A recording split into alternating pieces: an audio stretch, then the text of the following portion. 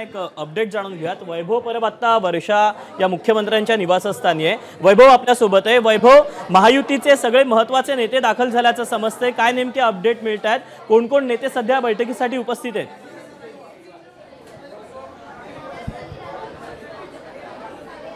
दीपक, सध्या वर्षा या निवासस्थानी स्वतः देवेंद्र फडणवीस, अजित पवार हे महायुतीचे महत्त्वाचे नेते आहेत। ते एकनाथ शिंदेंसोबत आहेत।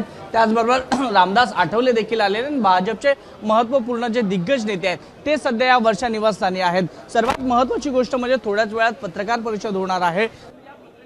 मध्ये नेमका अजेंडा काय ठेवायचा या संदर्भात या तिघांमध्ये महत्त्वपूर्ण चर्चा होईल आणि त्यानंतर ते पत्रकार परिषदेला समोर जातील। सध्या सर्वात महत्त्वाचा प्रश्न आहे दीपक की महाराष्ट्राचा मुख्यमंत्री कोण असेल या संदर्भात महायुतीमध्ये एकमत होणं गरजेचं आहे। कारण का संजय राऊतांनी ज्या पद्धतीने ट्विट केलेलं आहे ते ट्विट पाहता एकनाथ शिंदे यांना खोचक टोला आहे तो या माध्यमातून दिलेला आहे। आपल्या सोबत रवींद्र फाटक आहेत, आपण त्यांच्याशी बोलण्याचा प्रयत्न करूया। फाटक साहेब, आतमध्ये सगळे भाजपचे नेते आलेले आहेत। सर्वात महत्त्वाचा प्रश्न आहे की महायुतीची थोड्याच वेळात पत्रकार परिषद होणार आहे आणि सर्वांना प्रश्न पडलाय मुख्यमंत्रीपदी कोण बसणार? मला वाटतं महायुतीचे सर्वच मुख्यमंत्री दोन्ही उपमुख्यमंत्री बसले आहेत आणि त्यांची मीटिंग चालू आहे आणि त्याच्या माध्यमातून आता पत्रकार परिषदेमध्ये तुम्हाला सर्व माहिती मिळेल। आता जाहीर केलं जाईल, घोषणा होईल, शपथविधी कधी होईल, काय नेमकी आतली माहिती आहे? कारण का तुम्ही सकाळपासून मुख्यमंत्र्यांसोबत आहात।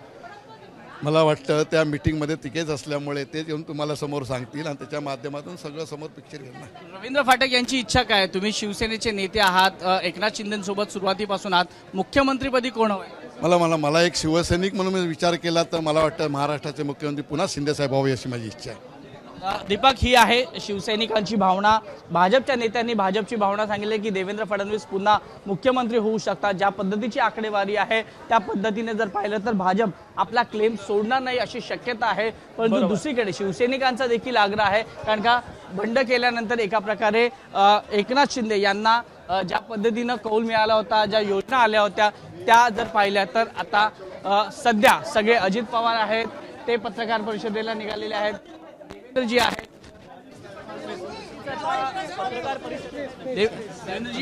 प्रेस थँक्यू योजनांचा किती मोठा फायदा झाला? काय नेमके प्रेस करो, प्रेस बोलू।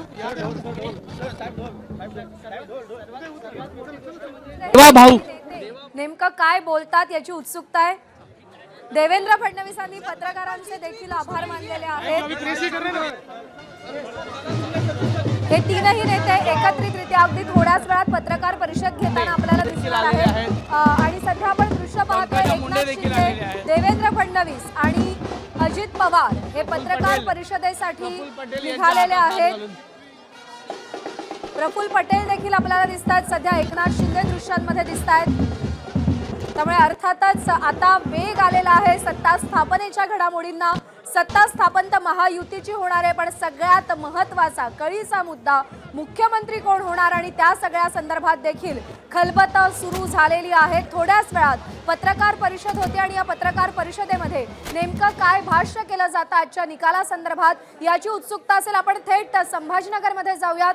मंत्री अतुल सावे आणि इम्तियाज जलील यांचे कार्यकर्ते आमने सामने आल्याची माहिती सध्या समोर येते।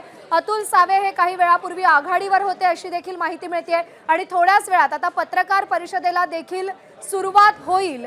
अजित पवार हे पोहोचलेले आहेत, देवेंद्र फडणवीस हे देखील थोड्याच वेळात पोहोचतील आणि मुख्यमंत्री देखील पोहोचतील। त्यामुळे या पत्रकार परिषदेकडे लक्ष असेल। पत्रकार परिषदेच्या माध्यमातून आजच्या निकालावर नेमकं काय भाष्य केलं जातं, नेमकं काय वक्तव्य केलं जातं। थोड्याच वेळापूर्वी देवेंद्र फडणवीसांनी प्रतिक्रिया दिली, आम्ही अभिमन्यू आहोत, आधुनिक अभिमन्यू आहोत आणि हे चक्रव्यूह आम्ही भेदलेला आहे असं देवेंद्र फडणवीस म्हणाले। देवेंद्र फडणवीस पोहोचलेले आहेत, अजित पवार पोहोचलेले आहेत आणि महायुतीचे हे तीनही प्रमुख नेते, हे तीनही प्रमुख चेहरे आता पत्रकार परिषदेला सुरुवात करतायत। त्यामुळे या पत्रकार परिषदेकडे आपलं लक्ष असेल।